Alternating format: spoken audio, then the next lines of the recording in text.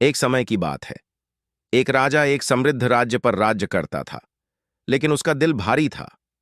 उसकी एकमात्र बेटी ने युवावस्था को पार कर लिया था, लेकिन उसके लिए कोई उपयुक्त वर नहीं मिल रहा था। राजा के विश्वासपात्र सलाहकार राजगुरु एक दिन राजा से मिले और उसकी चिंतित चेहरे को देखकर उन्होंने पूछा, महाराज, आपको क्या परेशानी है?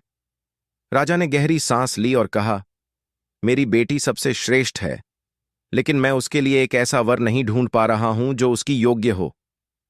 राजगुरु मुस्कुराए और बोले, मुझे उसकी कुंडली देखनी चाहिए, शायद उसमें ही कोई जवाब हो। राजगुरु ने जब राजकुमारी की कुंडली देखी तो उनकी आंखें चौड़ी हो गईं। उन्होंने सोचा, वह महानता के लिए उत्पन्न हुई है। जो भी उससे विवाह करेगा वह अपने सबसे बड़े सपनों से भी ऊंचा उठेगा। एक राजा सम्राट बनेगा और एक सम्राट दुनिया पर राज करेगा। लेकिन जैसे ही उन्होंने कुंडली को और पढ़ा, लालच ने उनके मन को घेर लिया। अगर मैं उससे विवाह करूं तो मुझे राजगद्दी मिलेगी, उन्होंने सोचा। राजगुरु ने अपनी नीयत छुपाते हुए राजा से कहा, महाराज, एक समस्या है। जबकि उसकी किस्मत बहुत उज्जवल है, उसका विवाह उसके परिवार के लिए विध्वंसक हो सकता है। राजा हैरान होकर बोले, क्या करना चाहिए? राजगुरु ने सलाह दी, उसे एक बड़े संदूक में गहनों से भरकर नदी में बहा दीजिए। किस्मत उसे सही व्यक्ति तक पहुंचाएगी। राजा ने अनिच्छा से सहमति दी। राजकुमारी, हालांकि उलझन में और दिल ब्रोकन थी, अपने पिता के आदेश का पालन करती हुई संदूक में बैठ गई। उसकी आंखों से आंसू बह रहे थे। यह नदी मुझे कहां ले जाएगी? संदूक चांदनी रात में बहती रही और धारा उसे नीचे की ओर ले जाती रही। एक युवा राजकुमार शिकार करने के बाद अपनी सैनिकों के साथ विश्राम कर रहा था। उसने पानी से मुंह धोने के लिए हाथ बढ़ाया, तभी उसकी नजर कुछ असामान्य पर पड़ी। एक संदूक नदी में बहता हुआ।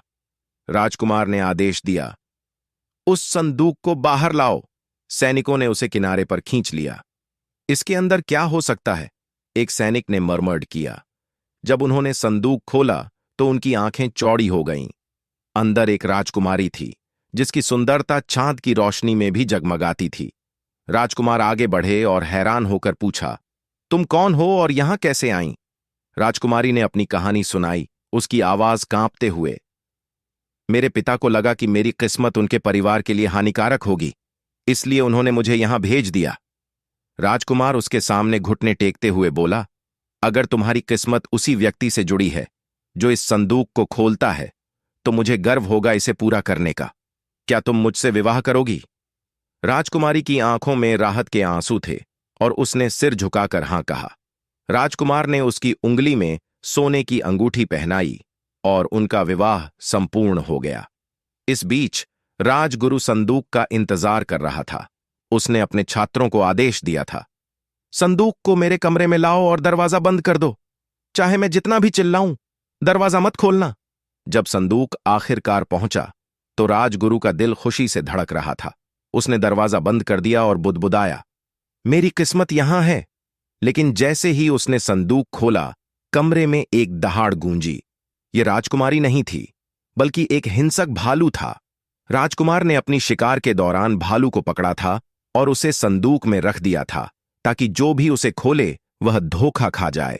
भालू ने राजगुरु पर हमला किया और वह मदद के लिए चिल्लाने लगा।